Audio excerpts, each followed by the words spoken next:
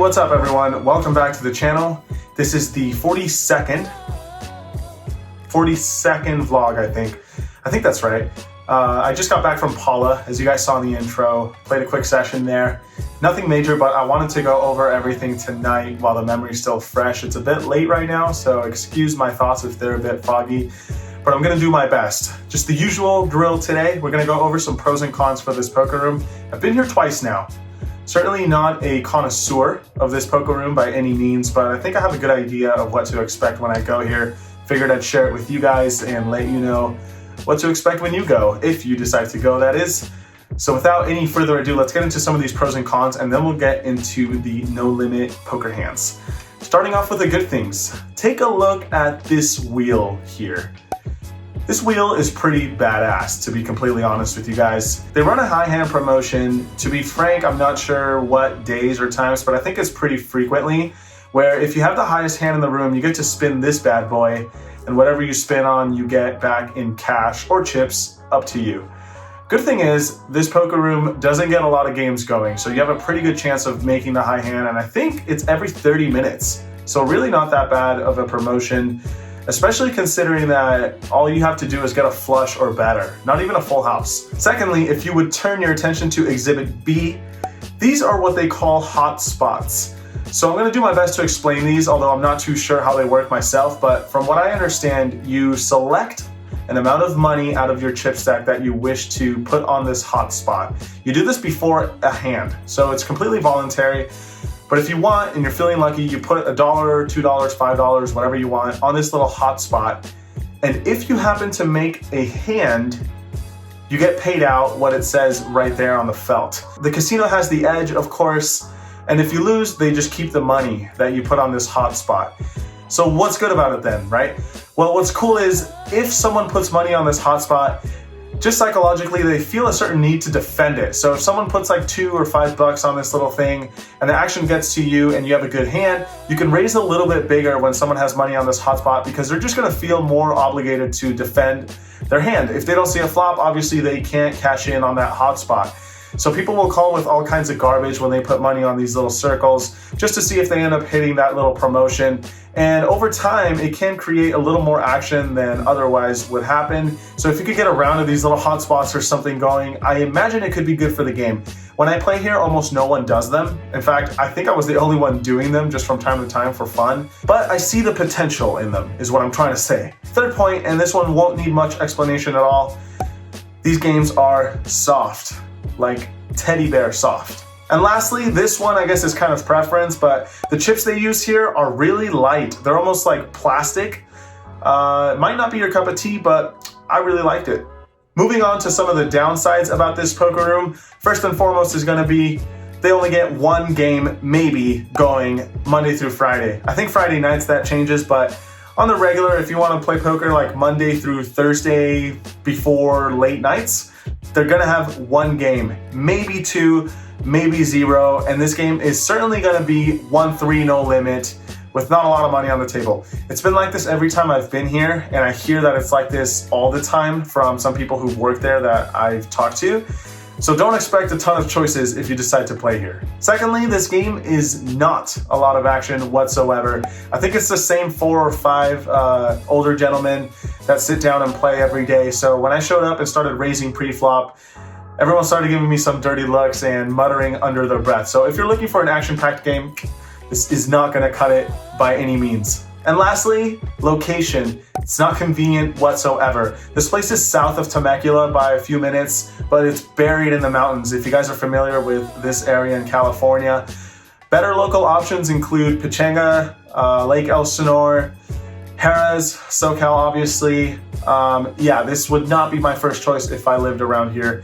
It's just out of the way and not really worth it when you compare it to some of those other spots.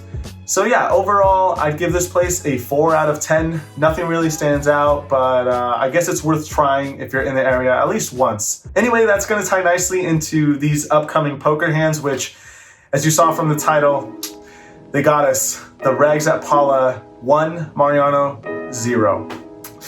Let's go, let's get into it.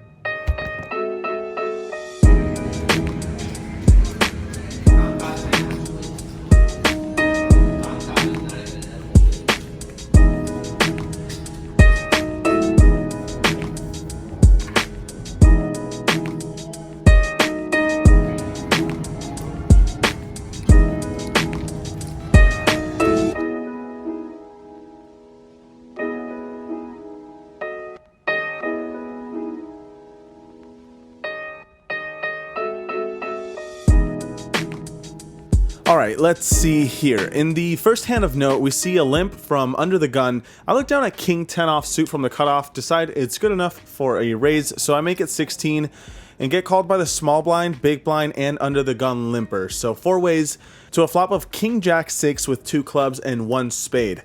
Small blind leads out for 40, a little unorthodox, but it's all good, you know, to each his own.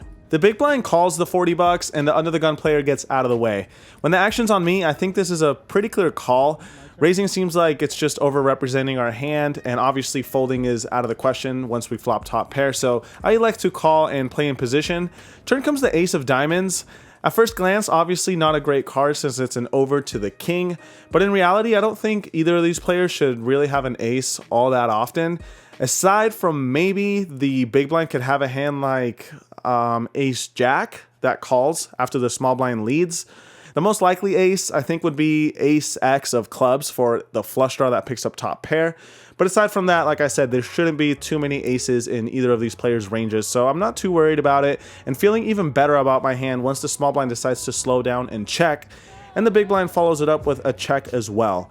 When the action's on me, I think you could put out a small bet here for protection / equity denial, but I think checking is fine as well, since we don't have a very strong hand and getting check raised would be a pretty shitty spot. So I decide to check it back and see what happens on the river, which comes the 5 of spades. So a total brick, small blind checks again, and the big blind does something a bit strange and goes all in right away for 130 something, around 130 bucks.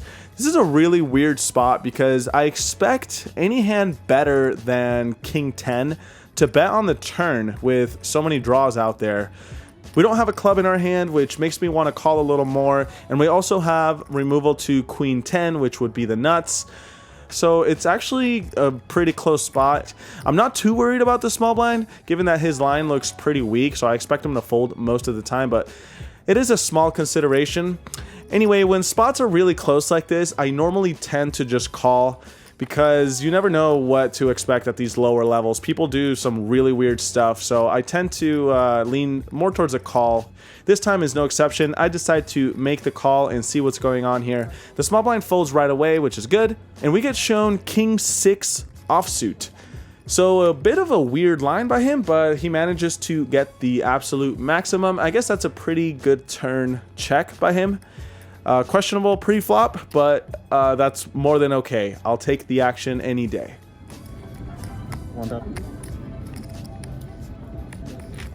In the next fun hand, action folds all the way to me on the button. I decide to raise it up to 10 bucks with 10-7 of hearts. Obviously pretty close to the bottom of my opening range from the button once it's folded to me, but suited and connected, I think it's fine.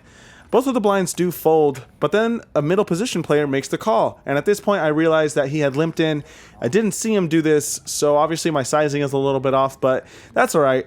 We're going heads up to a flop, which comes down king 7-6 rainbow. He checks it to me, and I decide to put out a small equity protection / value bet with middle pair, which is a pretty vulnerable pair, obviously, so I make it 10 bucks again, and he makes the call. Turn comes the jack of clubs. He checks it to me, and I'm not sure if I can get value from worse again here. I think another small bet wouldn't be the end of the world, since he shouldn't really improve on this turn card that often. But again, I think it's fine to just check back here with a hand this week, so I check it back, and the river comes a 3 of spades, and he doesn't wait too long before betting 35 bucks, which all things considered is a pretty polarizing bet.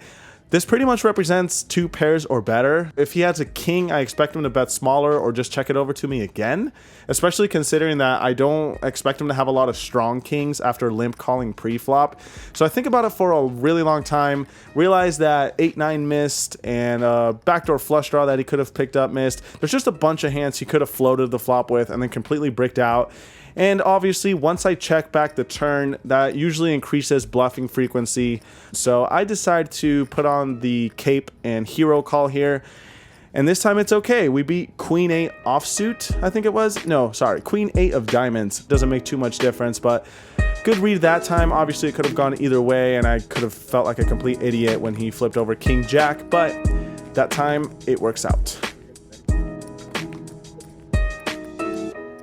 Shortly after, I flopped a full house. Nothing interesting happened in the hand. I think it was like a $20 pot. But the highlight here is that this qualified us for the high hand and we got to spin the wheel. Oh yeah. Was that too many?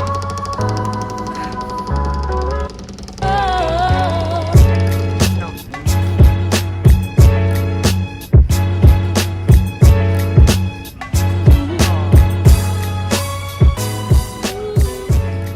So it turns out the wheel has a perfect, unexploitable spinning strategy. So I made the minimum, but that's all right because I look down at ace king offsuit from the cutoff. Once I come back to the table, we see an under the gun limp. I decide to make it 18 bucks. The button makes the call, the big blind makes the call, and the under the gun limper comes in as well. So we see it four ways, and it comes down pretty great for our hand. It's king 5-3 with two spades and a club. Action checks to me. I decide to bet around 1/3 pot. I think I bet 25 or 30. The button on my left, who had been playing fairly tight up to this point, min raises it up to 50 bucks. The other players fold. I think at this point he's only got around 150 behind. So it's a matter of just calling and seeing what happens on the turn, or just getting it all in right here. I go back and forth between the two. I think the downside to just calling is we could be running the risk of letting him see a free river card. Some people will min raise in position with draws just so they could check back the turn, pretty much setting their own price. Or we could potentially miss value if a scared card comes and he has a hand like king queen or king jack suited or something like that. So I decide to just get it in here while the getting's good. I go all in for his last 150. Looking back, I'm not sure if this is the best option, but I might just be being results oriented because he ends up showing king queen of hearts and laying it down. Obviously, in this case, it's correct, but I guess he doesn't know this. I could have easily had like a straight draw, flush draw, all other sorts of junk that I'm trying to apply max pressure with. But that's all right. We take down a healthy pot and find some consolation after getting owned by that damn wheel. Why did you call it pink?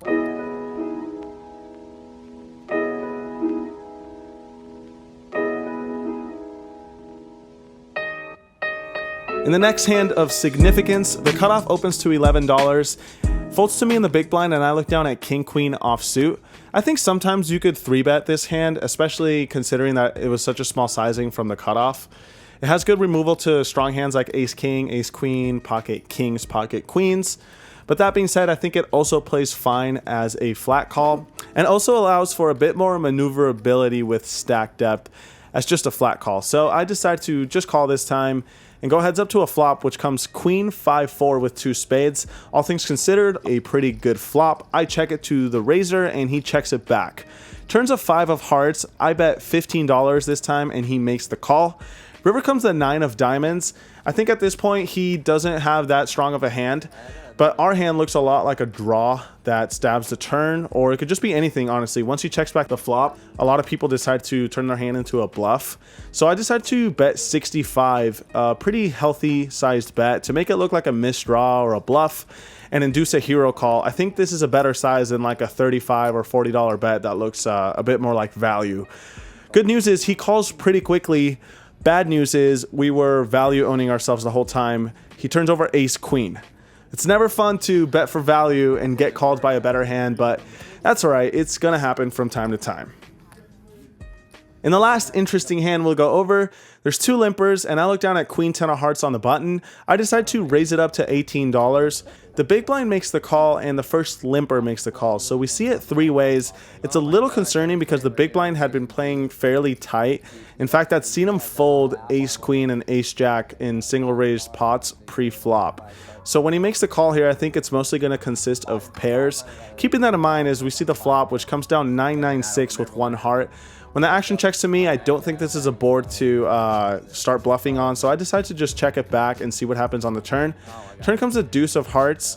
The big blind leads out for $45. The limper makes the fold, and I decide to make the call, considering that we're both, I think, 3 or 350 effective here. The river comes the queen of clubs, which isn't a heart, obviously, but certainly not a terrible card by any means. The big blind bets $60 here, though. Right away, I kind of rule out that this is a bluff, purely based on sizing. So I think it's either a value bet with a really strong hand and he's begging for a call, or it could be a blocker type of bet with a pocket pair like maybe tens or even jacks. The price seems fairly reasonable. We have to call 60 to win a pot that's over 200 now. So I think it over for a while, and even though I don't expect him to bluff, like I said, we do beat some of those blocker bets. Don't love it, don't hate it. Price seems okay. When those are the conditions, like I said, I usually decide on clicking call. This time, that is the wrong decision. We get shown pocket sixes, and thank goodness that the river wasn't a heart, because we were in pretty terrible shape there. I think with our exact holding, it might not be the best call, considering that we have 2 hearts in our hand. So if he was leading on the turn with a flush draw, we actually make that much less likely since we have 2 of them ourselves. Oh well, seems like it could have been worse. About 30 minutes or so after that hand, I decided to just rack up and call it a day. Nothing really went my way this day, and I didn't exactly play my best either. On top of that, I went on to get 3 pretty strong hands. Hey, wow. No action on any of them. I should have known it was going to be a rough day after that stupid wheel spin. Still, I was glad to capture a session like this for the vlog because I think it represents the reality of poker. It's not always going to be giant chip stacks and coolers. In fact, most of the time it's not. So again, I think capturing a session like this one is important just to really show what poker is about most of the time. I guess that's why they call it the grind.